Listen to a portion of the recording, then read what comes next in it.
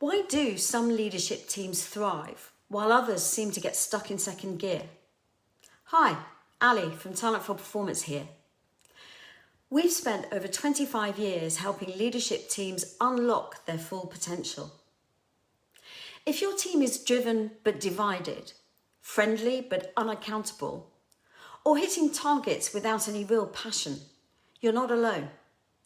These are symptoms of a deeper issue, misalignment.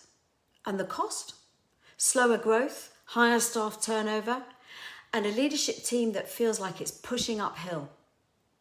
That's why we developed the Clarity³ Model. It's a practical framework designed to align your culture, climate, and context, so your team isn't just busy, but focused and energized around what truly matters. In this 45-minute workshop, we'll share the key reasons leadership teams get stuck, and more importantly, how to fix it.